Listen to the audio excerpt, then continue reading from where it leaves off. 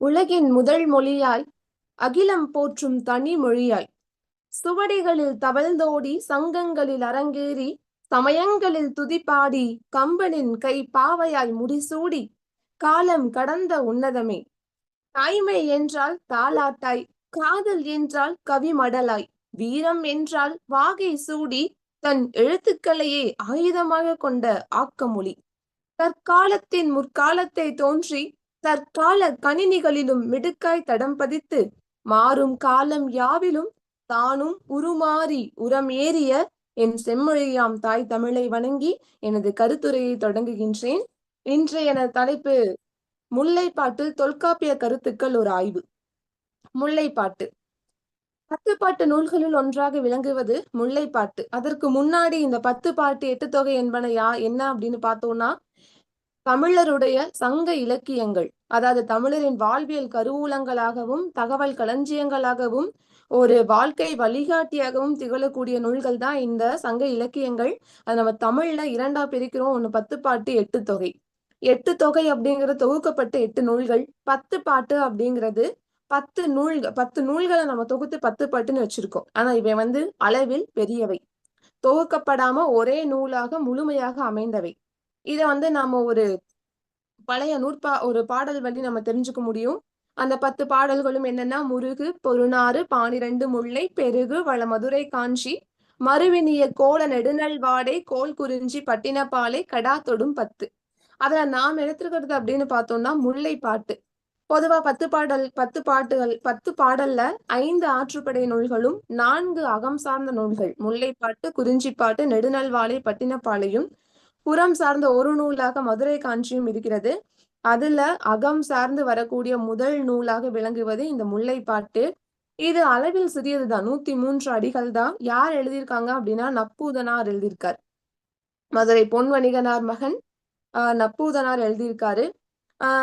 பிற இலக்கியங்கள், பிற சங்க இலக்கியங்கள் போலவே இதுவும் நமக்கு பல்வேறு கருத்துக்களையும் தகவல்களையும் கொடுக்கக்கூடியது.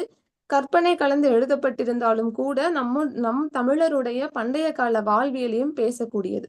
இதை நான் ஏன் தொல்காப்பியத்தோடய வச்சு உற்று நோக்கணும் அப்படின்னு பார்த்தா, இலக்கியங்களிலிருந்து பிறந்தது இலக்கணம் அப்படின்னு சொல்லியிருக்கோம். ஏன்னா வழி வழியா எத்தனையோ நமக்கு முதல்ல கிடைக்கக்கூடிய நூல் தொல்காப்பியமா இருந்திருக்கு. அகத்தியம்தான் முதல் நூல் அப்படின்னு சொன்னாலும் அது நமக்கு இப்போ கையில கிடைக்கல. ஆனா நாம பயன்பாட்டில் இருக்கக்கூடிய ஒரு நூலாக தொல்காப்பியம் விளங்குது. அந்த தொல்காப்பியம் பிற இலக்கண நூல்களை போன்று அல்லாமல் எழுத்து சொல் மட்டுமன்றி மக்களோட வாழ்வியலான பொருள்சார் ஒழுக்கந்தையும் பேசுகிறது. அதனாலதான் தொல்காப்பியத்தை நான் முல்லைப்பாட்டோட ஒப்பிட்டு பார்க்கலாம் அப்படின்ற ஒரு முடிவுக்கு வந்தேன். இப்ப முல்லைப்பாட்டுடைய அந்த சிறு குறிப்பு என்ன, அந்த சிறு கதை சுருக்கம் என்ன அப்படிங்கறத நான் சொல்லிடுறேன். ஏன்னா அப்போதான் நம்ம தொல்காப்பியத்துடன் ஒப்பிட்டு பார்த்து இது இறுதியாக என்னோட ஆய்வை நான் வாசிக்கிறதுக்கு ஏதுவாக இருக்கும். முல்லைப்பாட்டு முல்லைப்பாட்டு அப்படிங்கும் போதே அந்த திணையின் பெயராலேயே அமைந்த ஒரு சிறப்பு முல்லைப்பாட்டுக்கு உண்டு. குறிஞ்சிப்பாட்டும் அந்த சிறப்பை பெற்ற ஒன்றுதான். ஆனா பெரும்பாலும் ஒத்து போறது முல்லைப்பாட்டு. அதுல எப்படி தொடங்குது அப்படின்னா, ஆரம்பத்திலேயே என்ன பண்றாரு அப்படின்னா, ஆசிரியர் அந்த நிலத்தின் தெய்வமான திருமாலை வணங்கி தொடங்குறார். திருமால் எப்படி ஒரு வாமன அவதாரம் எடுத்து மாபலி கிட்ட உலகை வாங்கினாரோ அந்த மாதிரி இந்த மலை மேகங்கள் எல்லாம் உருவில் பெரியதாக ஒரு மலை போன்று திரண்டு கார் முகிலாக மழை பொழிகிறது இந்த மாலை பொழுது. இந்த மாலை நேரத்துல முல்லை நிலத்துல முது பெண்டிர் நிக்கிறாங்க. முது பெண்டிர் அப்படின்னா கொஞ்சம் வயதான பெண்டு. 35 வயதிற்கு மேற்பட்டவர்கள் அப்படின்ற ஒரு குறிப்பு இருக்கு. ஏன்னா அந்த பெண்களுடைய பருவங்கள் வைத்து பார்க்கும்போது 35 வயதுக்கு மேற்பட்டவர்கள். அவங்க எதுக்காக நின்றுட்டு இருக்காங்கன்னா, ஒரு ஊரோட எல்லையில முதுமையான ஒரு மரம் இருக்கு. முதுமரம் அப்படின்னா ரொம்ப ரொம்ப பழமையான மரம். அக்காலங்கள்ல நம்ம இயற்கையை பெரிதா வழிபாடு பண்ணிட்டு இருந்தோம். அப்போ அந்த மரம் செடி கொடி அதுல எல்லாம் தெய்வங்கள் உரையறதா நமக்கு ஒரு நம்பிக்கை. அப்படி அந்த ஒரு முது மரத்துக்கிட்ட அவங்க போய் கையில ஒரு படி நெல்லையும் அதுக்கு அன்றளர்ந்த முல்லை மலர்களையும் கையிலேந்து நின்னுட்டு இருக்காங்க. எதுக்காக அப்படின்னா விரிச்சு கேட்கறதுக்காக. ஏன் அப்படின்னா தலைவியானவள் மிகவும் மனம் வாடி வீட்டுல கலங்கி இருக்காங்க அரண்மனையில. ஏன் அப்படின்னா அவங்களுடைய தலைவன் இங்க அரசன் அப்படின்னு குறிப்பிடுறாங்க. அந்த அரசரானவர் போருக்கு போயிடுறாரு பாசறைக்கு.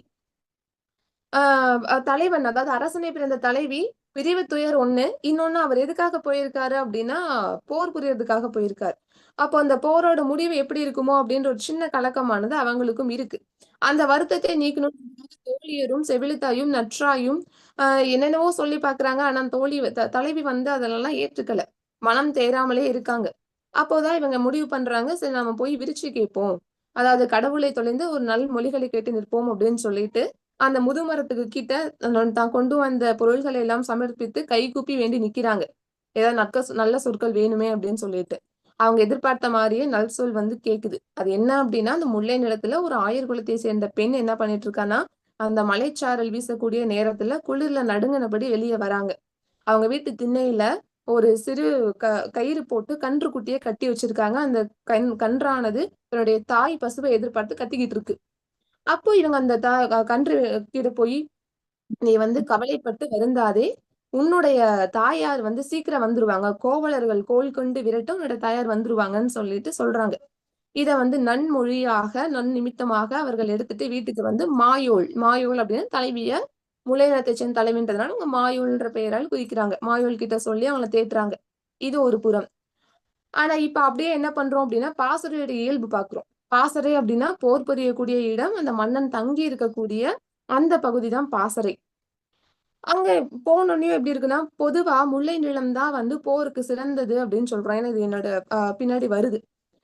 வஞ்சிதானே முல்லையது புறனே அப்படின்ற இடத்துல வரும்போது, போர் புரியறதுக்கு சிறந்த ஒரு இடமாக முல்லை நிலத்த சொல்றோம். அப்படி இவங்க அந்த காட்டு பகுதியில போய் அங்க இருக்கிற முட்களை எல்லாம் அழிச்சு, ஒரு நிலப்பகுதிய சுத்தப்படுத்தி, சிறு சிறு குடில்களாக வீரர்கள் தங்குவதற்கும், அரசர் தங்குவதற்கும் ஏற்ற இடங்களை அமைக்கிறாங்க. பிற உ அ உ உயி அ பிற தாக்கக்கூடிய விலங்குகள், சிங்கம், புலி போன்ற மிருகங்கள் வந்து தாக்காம இருக்கணும்னு சொல்லி முட்களால் வேலி அமைக்கிறாங்க. ஆனா, இது எல்லாமே ஒரு ஆற்றுக்கு பக்கமா பண்றாங்க. ஏன் இத வந்து ஒவ்வொரு வரிகளா நான் சொல்லிட்டு வரேன் அப்டின்னா, இதுல இருக்கிற அத்தனை தகவல்களையும் தொல்காப்பியத்துல நம்மளால பார்க்க முடியும். அதனால தான் நான் சொல்லிட்டு வந்துட்டு இருக்கேன். ஆனா, மன்னன் என்ன பண்ணிட்டு இருக்காரு அப்டின்னா, தன்னோட தலைவிய நெனச்செல்லாம் அவர் கவலைப்படவே இல்ல. அவரோட சிந்தனையே வந்து போரை பற்றி தான் இருக்கு. இன்னொரு பக்கம் என்ன காமிக்கிறாங்கன்னா, யானை. அவங்க கிட்ட யானைப்படை, குதிரைப்படை எல்லாமே இருக்கு. அந்த யானையோட இயல்ப காமிக்கிறாங்க. அது கரும்பையும், நெற்தாள்களையும் உண்ண குடுத்துட்டு இருக்காங்க அந்த பாகர்கள். ஆனா அவங்க என்ன சொல்லி குடுக்குறாங்க அப்டின்னா, வடமொழி பேசி அந்த யானைக்கு இத குடுக்குறாங்க. "நீ இத சாப்பிடுன்னு" குடுக்குறாங்க. இன்னொரு பக்கம் பார்த்தா, ஆ வேலையும், வில்லையும், அம்பையும் வைத்து அரண் போன்று அமைத்து அத கயிறால கட்டி வச்சிருக்காங்க ஆயுதங்கள. இத வந்து ஒரு துறவியுடைய ஆடைக்கு ஒப்பாக அத சொல்லியிருப்பாங்க. இவை இல்லாம புதுசா ஒரு விஷயம் வருது. பாசறைக்குள்ளார புதுமையான ஒரு விடயம் என்ன தோன்றுது அப்டின்னா, அங்க மங்கையர் இருக்காங்க. கச்சணிந்து இடுப்புல வந்து குறுவாளை ஏந்திய, ஆ முதுகுல வந்து தன்னுடைய அந்த கரும் கூந்தல் புரளக்கூடிய அந்த பணிப்பெண்கள் இருக்காங்க. அவங்களோட வேலை என்ன அப்டின்னா, அந்த மாலை நேரத்துல அரசன் உள்ளிட்ட பிற அனைவரும் தங்கியிருக்கக்கூடிய இடத்துல, விளக்குகளை ஏற்றி, அதாவது சுரக்குரடை அப்டின்னு சொல்றோம். அதுல வந்து எண்ணெய கொண்டு வந்து அங்க விளக்கேத்தணும். அதுக்காக அந்த பணிப்பெண்கள் அங்க இருக்காங்க. இது வந்து ஒரு முக்கியமான விஷயம். ஏன் அப்டின்னா, ஆ பகையின் மேற்பிரிவது வந்து முன்னீர் வழக்கம் மகடுவோடு இல்லைன்ற ஒரு விஷயம் இருக்கு. ஆனா, இங்க தலைவிக்கு மட்டும் தான் அது பொருந்துமே தவிர, பணிப்பெண்களுக்கு அது பொருந்தாதுங்கிறத இவங்க சொல்றாங்க. மெய்காப்பாளர்கள் இருக்காங்க. அவங்கள வந்து பெருமூதாளர்கள் அப்படின்னு சொல்றாங்க. அவங்களுடைய அ பணி என்ன அப்படின்னா, அந்த நள்ளிரவிலயும், அந்த பனி பொழியக்கூடிய நேரத்திலயும், ஆ அ தலைவன் தங்கி இருக்கக்கூடிய, அரசன் தங்கி இருக்கக்கூடிய பாசறைய சுற்றி அவங்க வந்து பாதுகாவலுக்கு இருக்கணும். என்ன அப்படின்னா, மையத்துல தலைவன் அந்த அ அரசனுடைய பாசறையானது அமைஞ்சிருக்கு. அதை சுற்றிலும் தெருக்களும், வீதிகளும் போன்று இத அமைச்சிருக்காங்க. 3 அடுக்குல வந்து அந்த மன்னனுக்கான பாதுகாவல்ங்கிறது இருக்கு. அதுல ஒண்ணு வந்து பெருமூதாளர்கள். அடுத்து யார் இருக்காங்க அப்டின்னா, நாழிகை கணக்கர். நாழிகை கணக்கர் அப்டின்னா, நேரத்தை அளவிட்டு சொல்லக்கூடியவர்கள். அவங்க அதுக்கு என்ன பயன்படுத்துறாங்க அப்டின்னா, குறுநீர் கண்ணல் அப்டிங்கிற ஒரு கருவிய பயன்படுத்தி தான் அந்த நேரத்த வந்து கணக்கிட்டு சொல்றாங்க. அப்படி கணக்கிட்டு சொல்லக்கூடியவங்க பொழுது விடிந்த உடனே அ அரசன போய் அப்படியே எழுப்பிட மாட்டாங்க. பொழுது விடிந்துருச்சு எழுந்துருங்கன்னு அவங்க வந்து எழுப்பல. அதற்கு பதிலாக என்ன சொல்றாங்கன்னா, அந்த மன்னனுடைய மெய்கீர்த்திகளை பாடி வாழ்த்தி அவங்கள எழுப்புறாங்க. இவை இவை அல்லாமல் யவனர்கள். யவனர்கள் வந்து வேற்று மொழி பேசக்கூடியவர்கள் அப்படின்னு சொல்லி பல்வேறு இலக்கியங்கள்ல குறிப்பிட்டிருக்கு. இவங்க என்ன பண்ணிட்டு இருக்காங்க அப்படின்னா, பழக்கப்படுத்தப்பட்ட புலியோட சேர்ந்து அந்த அரசனுடைய பாசறையை சுற்றி வந்து காவல் காத்துக்கிட்டு இருக்காங்க. இவையும் அல்லாமல் அந்த அரசன் சயனித்திருக்கக்கூடிய இடத்தை ரெண்டா பிரிக்கிறாங்க. அதுல ஒரு பக்கம் அரசனானவன் பள்ளி அறையில் படுத்துட்டு இருக்காரு. இன்னொரு பக்கம் மிலேச்சர் அப்படின்னு சொல்லிட்டு ஒரு ஊமை, அதாவது பேச முடியாத, வாய் பேச முடியாத மிலேச்சர் அப்படிங்கிறவங்க அவங்களுடைய அருகிலேயே அமர்ந்து பாதுகாத்துட்டு இருக்காங்க, காவல் காத்துட்டு இருக்காங்க. இது வந்து அரசனை சுற்றி இருக்கக்கூடிய அந்த பாதுகாப்பு அடுக்குமுறைகள். ஆனா இந்த நிலைமையிலயும் அரசன் என்னெல்லாம் சிந்தனை பண்ணிட்டு இருக்காரு அப்படின்னா, இன்னைக்கு போருல அடிபட்டு போன யானை, அதாவது அந்த வலியின் காரணமாக தன்னுடைய பெண் யானையை கூட நினைத்து பார்க்காமல் வலியை எண்ணி பார்த்து கொண்டிருக்கக்கூடிய ஆண் யானையை பத்தி யோசிச்சு பார்க்கிறார். எதிரிகளால் வெட்டப்பட்டு தும்பிக்கை இழந்து தும்பிக்கையை வந்து துடிச்சிட்டு இருக்கான். அந்த காட்சியை அவர் பார்த்திருக்கார். அதை எண்ணி பார்க்கிறார். குதிரைகள் தன் உடல் எங்கும் அம்பு பட்டு வலியால் தூங்க கூட முடியாம செவி சாய்த்து படுத்திருக்கக்கூடிய குதிரைகளை பத்தி அவர் நினைச்சு பாக்குறாரு. அது இல்லாம படை வீரர்கள் செஞ்சோற்று கடன் தீர்க்க தன்னுடைய உயிரையும் நீத்து வெஞ்சினம் உரைத்த அந்த படை வீரர்களையும் வந்து இவர் எண்ணி பாக்குறாரு. இது எல்லாமே ஒரு கை தலையொற்றி அப்படின்னா அவர் படுக்கையில படுத்துட்டு ஒரு கை தலையில வச்சுட்டு இதெல்லாம் எண்ணி பார்த்துட்டு இருக்கிறாரு. அவருடைய இன்னொரு கை என்ன பண்ணிட்டு இருக்கு அப்படின்னா இவரை போற்றி பாடக்கூடிய பகை மன்னர்களை நோக்கி இன்னொரு கரமானது நீண்டிருக்கு. அப்பனா என்ன அர்த்தம் அப்படின்னா இவர் வந்து அந்த போர்ல வெற்றி பெற்றுட்டாரு. இவருக்கு திரை செலுத்தக்கூடிய மன்னர்கள் அங்க வெளியே வரிசையா நின்றுட்டு இருக்காங்க. அதோட சேர்ந்து இவரை வாழ்த்தி பாடிட்டு இருக்காங்க. அப்போ இவர் போன செயலானது நல்லபடியா முடியுது. ஆனா இங்கு தலைவி என்ன பண்ணிட்டு இருக்காங்க அப்படின்னா தலைவனை நினைத்து உறங்கவில்லை. அவங்களுடைய வளையலானது என்ன ஆகுதுன்னா கலந்து போகுது. வளையல் கலந்து விடுது அப்படின்னா அவங்க பசலை நோயால வந்து பாதிக்கப்பட்டிருக்காங்க, உடல் மெலிந்து இருக்காங்க அப்படிங்கறத இங்க சொல்றாங்க. ஆனாலும் தலைவனை எண்ணி செல்லக்கூடிய அந்த நெஞ்சை தேற்ற முடியாமல் அவங்க ஆற்றி இருக்காங்க. தலைவன் வரட்டும் அப்படின்னு சொல்லி காத்துட்டு இருக்காங்க. அதுவும் அந்த காத்துட்டு இருக்காங்க அப்படின்னா அவங்களுடைய பிரிவு துயரனையும் அந்த ஒரு வருத்தத்தையும் எப்படி சொல்றாங்கன்னா அம்புப்பட்ட மையை போல, அன்புப்பட்ட மயிலை போன்று நடுநடுங்கி அவங்க வந்து காத்துட்டு இருக்காங்க அப்படின்றத. அவங்களோட ஒட்டியானம் வளையல் இதெல்லாம் வந்து பெரியதாயி கழண்டு விழுகிறது. அவங்களோட உடல் மெலிந்து கழண்டு விழுகிறது. இதெல்லாம் ஒரு பக்கம் இருக்கும்போது அவங்க எங்க இருக்காங்கன்னா இப்ப ஏழாம் நிலை மாடத்துல இருக்காங்க. 7 அடுக்கு மாடியில இருக்காங்க. அருகிலேயே பார்த்தோன்னா அருவி கொட்டிட்டு இருக்கு. அந்த ஓசைய கேட்டாவது நம்ம என்ன பண்ணுவோம், தலைவனை பத்தி கொஞ்ச நேரமாவது நினைக்காம இருப்போம்னு சொல்லிட்டு அந்த ஓசையை கவனிச்சு கேட்டுட்டு இருக்காங்க. ஆனா அந்த ஓசையை மீறி இப்போ சங்கு, முழவு இதெல்லாமே சத்தம் கேக்குது. என்னன்னா அந்த கார் காலம் முடிஞ்சிருச்சு, முல்லை நிலம் செழிப்பாயிருச்சு. இந்த நேரத்துல தலைவன் வந்து நான் வெற்றி பெற்று தன்னோட படைகளோடும் பிற படைகளையும் எதிரி படைகளையும் தன்னோட சேர்த்து அழைச்சிட்டு வந்துட்டு இருக்காரு வெற்றி களிப்போட அப்படின்னு சொல்லிட்டு இந்த இடத்துல முல்லை பட்டம் முடிக்கிறாங்க. சரி, இப்போ இது அப்படியே நம்ம தொல்காப்பியத்துக்குள்ள எடுத்துட்டு போறோம் அப்படின்னா தொல்காப்பியம் ஏற்கனவே சொன்ன மாதிரி எழுத்து சொல் பொருள்னு பிரிக்கிறாங்க. அதுல பொருள் அப்படிங்கறதுல வந்து அவங்களுடைய வாழ்வியல அதிகமா பேசுறாங்க. அகத்திணை, புறத்திணை, களவியல், கற்பியல், பொருளியல், மெய்ப்பாட்டியல், உவமையியல், செய்யுளியல், மரபியல் அப்படின்னு தொடங்கி அந்த 9 இயல்கள்லையும் அவங்களுடைய வாழ்வியல் எப்படி இருந்துச்சுன்னு பேசுறாங்க. ஆனா அதுலயுமே வந்து குறிப்பிடத்தக்கது என்ன அப்படின்னா இந்த அகத்திணை இயல் தான். அகத்திணையிலும் களவியலும் கற்பியலும் வரும். அகத்திணைன்னு எடுத்துக்கிட்டோம் அப்படின்னா தலைவனும் தலைவியும் பிறர் அறியாமல் தங்கள் மனதிற்குள்ளார அவங்க மேற்கொள்ளக்கூடிய ஒழுக்க நெறிகளை அகத்திணை அப்படின்னு சொல்றோம். அதாவது களவியல்ல வரும். இந்த அகத்திணையில 3 பொருள்களை முக்கியமா வச்சு அவர் அந்த நூற்பாவை தொடங்குறாரு. அதாவது திணைனா ஒழுக்க நெறிகள் அப்படின்னு நம்ம முதல்ல புரிஞ்சுப்போம். முதல் கரு உரிபொருள் என்ற 3 நுவலும் காலை முறை சிறந்தனவை பாடலுள் பயின்றவை நாடும் காலை. ஆக்சுவலா இப்ப என்னன்னா தொல்காப்பியத்துல இதுதான் வந்து முதல், இதுதான் கரு, இதுதான் உரின்னு சொல்லிட்டாங்க. இதுதான் வாழக்கூடிய முறைமை. ஒரு களவொழுக்கம்னா அதுல வந்து தலைவனும் தலைவியும் இப்படி இருப்பாங்க, தோழி இத பேசுவாங்க. அதாவது இந்த இடத்துலதான் தோழி பேசணும், தலைவி பேசணும், கூற்று நிகழக்கூடிய இடங்கள், என்னென்ன செயல்கள் எல்லாம் நடக்குமோ, இயற்கை புணர்ச்சி, மெய்வுறு புணர்ச்சி, இடந்தலை பாடு, இது எல்லாமே அவர் ஒரு ஒரு சூத்திரமாக வகுத்து வச்சுட்டு போயிட்டாரு. ஆனா அதெல்லாம் அந்த இலக்கியங்கள்ல இடம் பெற்றிருக்குதா, பொருந்தி போற மாதிரி இருக்குதா அப்படிங்கறத நம்ம பார்க்கணும். நம்ம முன்னையே பார்த்தோம், முல்லை நிலத்திலிருந்து ஆரம்பிச்சோம். அதுக்கு முன்னாடி இங்க முதல்லாம் என்னன்னு நம்ம பார்த்துக்கலாம். முதல் பொருள் அப்படிங்கிறது நிலமும் பொழுதும். நிலத்தை 5ஆ பிரிச்சோம். முல்லை, குறிஞ்சி, நெய்தல், பாலை, மருதம் அப்படின்னு சொல்லிட்டு 5ஆ பிரிக்கிறோம். பொழுதையும் சிறுபொழுது, பெரும்பொழுதுன்னு பிரிக்கிறோம். இது எல்லாமே நமக்கு முல்லைப்பாட்டுல இடம்பெற்று வருது. அந்த கருப்பொருள் அப்படின்னு வந்துட்டா, தெய்வம் முதலான பிற பொருள்கள், பறவை, விலங்கு இது எல்லாமே வந்து கருப்பொருள்ல வந்துரும். அந்த சிறுபொழுது, பெரும்பொழுதுலயுமே பார், கூதிர், முன்பனி, பின்பனி, இளவேனில், முதுவேனில் இவையெல்லாம் வந்து பெரும்பொழுது. வைகறை, விடியல், நண்பகல், மாலை, எற்பாடு, யாமம் இதெல்லாம் சிறுபொழுது. ஏன் அப்படின்னா, இப்ப முல்லை நிலத்துல மழை பெய்தா மட்டும்தான் அங்க இருக்கிற மலர்களானது மலரும், செழிப்பாக இருக்கும். அப்போ இந்த நிலத்துக்கு இதுதான் வந்து அவங்களுடைய வாழ்வியல். அந்த அந்த பெரும்பொழுது, சிறுபொழுதெல்லாம் சார்ந்து அவங்களுடைய வாழ்க்கை முறையானது அமைகிறது. அடுத்து உரிபொருளுக்கு வரும். உரிபொருள் அப்படின்னா அவங்களுடைய ஒழுக்க நிலை. குறிஞ்சின்னு எடுத்துக்கிட்டோம்னா, கூடலும் கூடல் நிமித்தமும். அதாவது புணர்தலும் புணர்தல் நிமித்தமும். முல்லைன்னு எடுத்துக்கிட்டோம்னா, இருத்தலும் இருத்தல் நிமித்தமும். நெய்தல்னா இரங்கலும் இரங்கல் நிமித்தமும். அந்த மாதிரி முல்லையில இருத்தலும் இருத்தல் நிமித்தம் அப்படிங்கிற விஷயத்தையும் நமக்கு இங்க வந்து தொல்காப்பியர் அதாவது முல்லைப்பாட்டுல நம்மளால காண முடிகிறது. அதற்கு முன்பாக முல்லைக்கான கருப்பொருள் என்ன அப்படின்னு பார்த்துருவோம். கருப்பொருள் அப்படின்னா அந்த மக்கள் நிலத்தில் வாழக்கூடிய மக்கள் இயங்கிட்டு இருக்காங்க. அவங்களை சார்ந்து அவங்கள சுற்றி என்னென்னலாம் இருக்கோ அது எல்லாத்தையுமே நம்ம கருப்பொருள் அப்படிங்கிற ஒரு வகைமையில கொண்டு வந்துடுறோம்.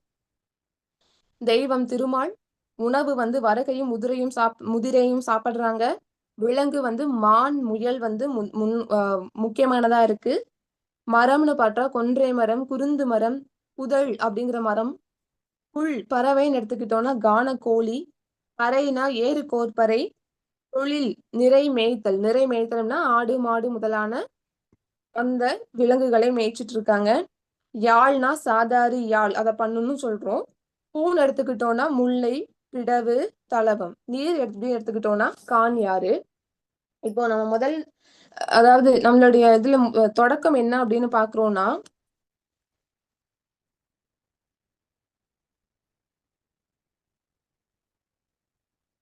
நனந்தலை உலகம் வளையி நேமியோடு வளம்புரி பொறித்த மாதங்கு தடக்கை நீர் செல்ல நிமிர்ந்த மால். இந்த இடத்துல முதல் 3 வரிகள்லயே அவங்களோட தெய்வமான திருமாலை அவர் குறிப்பிட்டு சொல்லிடுறார். நப்பூதனார் திருமால் தான் இந்த நிலத்துக்கான தெய்வம்னு சொல்லி அவரை ஒரு கடவுள் வாழ்த்து மாதிரியே வணங்கிதான் தொடங்குறார். அடுத்து நம்ம பார்த்த விஷயம் என்ன அப்படின்னா மாலை நேரத்துல மழை பொழிஞ்சிட்டு இருந்தது. அப்போ முல்லை மலர்களோட போய் தான் அந்த பெரியோர் அங்க நின்னுட்டு இருந்தாங்கன்னு பார்த்தோம். அப்போ செரியிலை காய அஞ்சனம் மலர முறியினர் கொன்றை நம்பொன் கால கோடல் குவிமுகை அங்கை அவிழ தோடர் தோன்றி குருதி பூப்ப. அப்போ இந்த இடத்துல காயா, கொன்றை மலர், முல்லை மலர், அங்கை அங்கை மலர் இது எல்லாமே மலர்களாகவும் இடம்பெற்றது. அதுக்கப்புறம் சிறுதாம்பு தொடுத்த பசலை கன்று 12வது வரிகள். அப்போ பசலை கன்று அவங்களுடைய தொழில் என்ன அப்படின்னா ஆணிரை மேய்த்தல். ஏற்கனவே அந்த ஆயர் மகள் சொல்லிருவாங்க, நீ வந்து கவலைப்படாத, கோவலர்கள் கொடுங்கோல் கொண்டு துரத்த உன்னுடைய தாயார் வந்து விடுவார்னு அந்த கன்று கிட்ட சொல்லிருவாங்க. அப்போ நமக்கு அவங்களுடைய தொழிலும் பெறப்படுகிறது. ஆயர் குல பெண், மாயோல் அப்படிங்கிற அந்த பெயர்கள் மூலமா மக்களுடைய பெயரும் பெறப்படுது. மன்னரின் இயல்புன்னு பார்க்கும்போது வஞ்சித்திணை. வஞ்சிதானே முல்லையது புறனேன்னு. அது வஞ்சினா என்னன்னா ஆஹ் மண் ஆசை கொண்ட வேந்தன் இன்னொரு நாட்டின் மீது போய் போர் எடுத்து தன்னுடைய வீரத்தையும் ஆற்றலையும் நிலைநிறுத்தக்கூடியதுதான் அந்த வஞ்சித்திணை. அதுல 13 செயல்கள் நடைபெறும். அந்த வஞ்சித்திணையில 13 செயல்கள் சொல்லியிருப்பாங்க. அதுல இந்த மாதிரியான படை செலுத்துதல், படை அரவம் அவங்க வந்து வெஞ்சினம் உரைச்சு படைக்கு போர் புரிய போகிறது. வெஞ்சினம் உரைத்தல் அப்படின்னா மன்னனும் வெஞ்சினம் உரைத்து கூறுவாங்க. செஞ்சோற்று கடன் தீர்க்க வீரர்களும் நான் இதெல்லாம் செய்வேன்னு சொல்லி வெஞ்சினம் உரைத்து தன்னுடைய இன்னுயிரையும் தருவாங்க. அந்த செய்தி அவங்க சொல்லியிருப்பாங்க. அதே செய்தியானது நம்மளுடைய முல்லைப்பாடல்லையும் இடம்பெற்றிருக்கு. அடுத்து இவங்க வந்து இந்த விரிச்சு கேட்கக்கூடிய ஒரு நிலை. இந்த விரிச்சு கேட்கக்கூடிய நிலை வந்து களவியல் அப்படின்ற அந்த இயல்ல இடம்பெற்றிருக்கு தொல்காப்பியத்துல. தலைவியானவள் தலைவன் மீது கொண்ட களவொழுக்கத்தின் காரணமாக உண்ணாமல் உறங்காமல் எந்த ஒரு செயலையுமே செய்யாம ஒரு மயக்க நிலையில இருப்பாங்க. அத பாக்குற வந்து செவிலித்தாயும் நற்றாயும் தன்னுடைய மகளுக்கு ஏதோ ஆயிடுச்சு அப்படின்னு நினைச்சு என்ன பண்ணுவாங்கன்னா வேலியிடம் சென்று வெளியே வெறியாட்டு நிகழ்த்துவாங்க. என்னோட மகளுக்கு என்ன ஆச்சு அப்படின்னு தெரிஞ்சுக்கிறதுக்காக வெறியாட்டு நிகழ்த்துவாங்க. அத வந்து இதே விஷயத்த நம்ம இங்கேயும் பார்ப்போம். ஏன்னா இவங்க என்ன பண்ணுவாங்கன்னா, தலைவியோடைய துயரம் தீர்க்க தான் விரிச்சி கேட்கறதுக்காக போய் நின்னுட்டு இருப்பாங்க. இதே இந்த ஒரு செயலானது தொல்காப்பியத்துல எங்க குறிப்பிடுதுன்னா, "கையறு தோழி கண்ணீர் துடைப்பினும் வெறியாட்டி இடத்து வெறிவின் கண்ணும் கட்டினும் கலங்கினும் வெறியென இருவரும் ஒட்டிய திறத்தால் செய்தி கண்ணும்." அப்போ பெரியவர்களோட தலையீடு அப்படிங்கிறது கனவிலும் சரி, கற்பிலும் சரி அந்த மகளிருடைய வாழ்வில இருந்திருக்கு அப்படிங்கிறது நம்ம தெரிஞ்சுக்கிறதா இருக்கும். இவை இல்லாம இவங்க வரும்போது அந்த முல்லை நிலமானது செழித்திருக்கும். கார்காலத்தின் காரணமாக. அப்போ கார்காலம்ங்கிறது பெரும்பொழுது. அதுவும் இடம்பெற்று வந்துருது. மாலை அப்படிங்கிறது சிறுபொழுது. அதுவும் இடம்பெற்று வந்துருது. இவங்க வர வழியில வள்ளி கிழங்கு வந்து விளைஞ்சிருக்கு அப்படிங்கிற ஒரு செய்தி குடுத்திருப்பாங்க. நான் சொன்ன இந்த செரியிலை காயா, அஞ்சனம் மலரன்னு இந்த மாதிரியான மலர்கள் பூத்து குலுங்குதுன்னு சொல்லியிருப்பாங்க. அவை இல்லாமல் வரகு விளை நிலத்துல அந்த புள்ளி மான்கள் துள்ளி விளையாடுதுன்னு சொல்லியிருப்பாங்க. அப்போ மலர்களும் கிடைச்சிருச்சு. புள்ளி மான்கள் அந்த நிலத்திற்கான விலங்கும் கிடைச்சிருச்சு. வரகு அவங்களுடைய உணவும் கிடைச்சிருச்சு. நிறை மேய்த்தல் அப்படிங்கிற அவங்களுடைய தொழிலும் இதுல வந்துருது. இவை இல்லாம இந்த தொழிலை முடிச்சுட்டு திரும்பக்கூடிய அரசனானவன் விரைந்து சென்று நீ தேர ஓட்டிட்டு போ அப்படின்னு சொல்லுவாங்க. இது வந்து தொல்காப்பியத்துல ஓதலுக்காகவோ, பகைக்காகவோ, தூதிற்காகவோ பிரிந்த தலைவனோ, இல்ல அரசரோ, அந்தணரோ வினை முடிந்து திரும்பும்போது தன்னுடைய தேரோட்டிகளிடம் என்னை எண்ணி தலைவியானவள் காத்து கொண்டிருப்பாள். நீ வந்து விரைந்து தேரை செலுத்துக அப்படின்னு சொல்லக்கூடிய இடங்கள் இருக்கு. அதுவும் இங்க வந்துருது. அப்போ ஆஹ் தலைவன் தலைவியோடைய வாழ்வியலை பேசக்கூடிய இடங்கள் அப்படிங்கிறது பொருந்தி போகுது. கருப்பொருள் ஆனா நமக்கு வந்து இந்த பாடல் படிக்கும்போது உரிப்பொருளோட செய்திகள் இருத்தலும் இருத்தல் நிமித்தமும் அது எப்படி பொருந்தி போகுதுன்னா, இருத்தல்னா என்ன அர்த்தம்னா நெஞ்சை ஆற்றி இருத்தல், அதாவது தன் நெஞ்சுக்கு உரைத்திருத்தல். தலைவன் கிளம்பும் போது ஒரு குறிப்பிட்ட 6 மாதங்களோ 1 வருடங்களோ தான் அந்த பிரிவு காலம். அப்படி செல்லக்கூடிய தலைவனான என்ன சொல்லிட்டு போவாரு அப்படின்னா, கார்காலம் வர்றதுக்குள்ளார நான் உன்னை திரும்பி வந்துருவேன், உன்னை வந்து சேருவேன் அப்படின்னு சொல்லி ஒரு உறுதிமொழி கொடுத்துட்டு போவாங்க. அப்போ தலைவியானவள் கார்காலம் எப்ப வரும் அப்படின்னு சொல்லிட்டு காத்துட்டு இருப்பாங்க. ஆனா அவங்க கற்பியல் இருக்கும்போது அவங்களுக்குன்னு சில நெறிமுறைகள் இருக்கு, கடமைகள் இருக்கு. அந்த கடமைகளை செய்யணும் அப்படின்றதுக்காக அவங்க என்ன பண்ணுவாங்கன்னா, தலைவனை விட்டு பிரிஞ்சே இருந்தாலும் அத வந்து ஒரு ஓரமா யார்ட்டையும் பெருசா வெளிப்படுத்திக்காம, என்னோட தலைவன் வந்துருவாரு அப்படின்னு சொல்லி தன்னுடைய மனத்துக்கு தானே ஆறுதல் கொடுத்து இருக்கிறதுக்கு பேர் தான் இருத்தலும் இருத்தல் நிமித்தம். அப்போ உரிப்பொருளும் என்ன ஆகுது அப்படின்னா முல்லை பாட்டுல நமக்கு இடம் பெற்றுது. அம்மா என்னுடைய தகவல்கள் நான் குடுத்துட்டேன். இப்ப என்னுடைய ஆய்வ நான் கட்டுரைய வாசிக்கலாமாங்கம்மா? நான் தொகுத்து குடுத்தது தான் இங்க வந்து கட்டுரையா நான் வாசிங்கம்மா சொல்லியிருக்கேங்கம்மா. வாசிங்கம்மா. நன்றிங்கம்மா, நன்றிங்கம்மா. முல்லைப்பாட்டில் தொல்காப்பிய கருத்துக்கள் ஒரு ஆய்வு. சங்க இலக்கியங்கள் பண்டை தமிழ் மக்களின் வாழ்வியலை படம் பிடித்து காட்டும் தன்மை உடையன. அவை அகவாழ்வு, புறவாழ்வு அல்லது அகப்புற வாழ்வு குறித்தான குறிப்புகளை தருகின்றன. அவ்வகையில் 10 பாட்டு நூல்களுள் ஒன்றான முல்லைப்பாட்டு இலக்கியத்தில் இடம்பெற்றுள்ள கருத்துக்கள் தொல்காப்பியம் பொருளதிகாரத்தில் கூறப்பட்டுள்ள பண்டைய தமிழ் மக்களின் வாழ்வியல் கூறுகளுடன் பொருந்தி போகும் நிலையினை ஆராய்வதாக இவ்வாய்வு அமைகிறது. தொல்காப்பியம் தமிழின் தொன்மையான இலக்கண நூலாக மொழிக்கு மட்டுமல்லாமல் அம்மொழி பேசும் மக்களின் ஒழுக்கம் சார் வாழ்வியலுக்கும் இலக்கணம் கூறுகிறது. பொருளதிகாரம் காட்டும் அகத்திணையியல், புறத்திணையியல் கருத்துக்களுடன் முல்லைப்பாட்டின் உள்ளடக்கங்கள் பொருந்தி போகும் நிலையினை பின்வருமாறு காணலாம். முல்லைப்பாட்டு 10 பாட்டில் குறுகியதான 103 அடிகளால் நப்பூதனாரால் இயன்றது இவ்விலக்கியம். தலையாலங்கானத்து செருவென்ற பாண்டிய நெடுஞ்செழியனை பாட்டுடை தலைவனாக கொண்டு இலங்குகிறது. இப்பாடல் வாயிலாக அரண்மனையில் தலைவனை பிரிந்த தலைவியின் நிலையும் பாசறையில் மன்னனின் செயல்களும் எடுத்துக்காட்டப்படுகின்றன. அதாவது அகம் மற்றும் புறம்சார் செய்திகளை ஒரு சேர வழங்குவதாக இவ்விலக்கியம் அமைகிறது. பிற சங்ககால இலக்கியங்கள் போன்று அல்லாமல் பாட்டுடை தலைவனின் பெயரினையும் வெளிப்படையாக வழங்குகிறது இந்நூல். முல்லைப்பாட்டு கதை சுருக்கம். தலைவன் போரை முன்னிட்டு தலைவியை விட்டு பிரிந்து பாசறைக்கு சென்று விடுகிறான். தலைவியோ பிரிவு துயர் தாழாமல் உடல் மெலிந்து மனம் வாடி கார்காலம் வந்த பின்னும் வாராத தலைவனை எண்ணி மனம் கலங்கி உள்ளாள். உதனை கண்ட பெருமுது பெண்டர் முது தெய்வத்தை வேண்டி தொழுது நற்றொல் கேட்டு நிற்கின்றனர். அப்பொழுது ஆயர்குல பெண் ஒருத்தி கன்றை நோக்கி, உன் தாயார் விரைவில் வருவார், கலங்காதிரு என்று கூறுவதை நிமித்தமாக கொன்று தேற்ற முயல்கின்றனர். போர் பாசறையில் தலைவனின் சிந்தனைகளோ, பாசறையின் அமைப்பு, வீரர்களின் செயல்கள், யானை, குதிரை உள்ளிட்ட பிற விலங்குகளின் செயல்களும் காட்டப்படுகின்றன. இறுதியில் தன்னை எதிர்த்து போரிட்ட எதிரி மன்னர்களை வெற்றி பெற்று மன்னன் மங்கள வாத்தியங்கள் முழங்க வெற்றி களிப்புடன் அரண்மனை நோக்கி திரும்புவதாக முல்லைப்பாட்டு முடிவுறுகிறது. முல்லைப்பாட்டில் முதற் பொருள்: கோடு கொண்டு எழுந்த கொடுஞ்செலவு எழிலி பெரும்பெயல் பொழிந்த சிறுபுன் மாலை. முல்லைப்பாட்டின் 5-6வது வரிகள். முல்லை மலர்களில் தேன் பருகும் வண்டுகள் ஒலி எழுப்பி மகிழ்ந்திருக்க, மாலையில் மலையினை ஒத்த விரைவாக நகரும் அந்த கார் மேகங்கள் மிகுந்த மழைப்பொழிவினை தருகின்றன. சத்தம் துணையுடன் பிறன் மகிழ்ந்திருக்கும் மாலை வேளையானது தலைவனை பிரிந்து தலைவிக்கு துன்பத்தை தருகிறது. அவளது பிரிவு துயரை மிகுவிக்கிறது. இவ்வடிகளில் முல்லை நிலத்தின் பெரும்பொழுதாகிய கார்காலமும் சிறுபொழுதாகிய மாலை நேரமும் காட்டப்படுகிறது. நிலமும் பொழுதும் ஒரு திணைக்கான முதற்பொருள். முல்லைக்கான முதற்பொருள் காரும் மாலையும் முல்லை. தொல்காப்பியம் பொருளதிகாரத்தின் 6வது நூற்பா.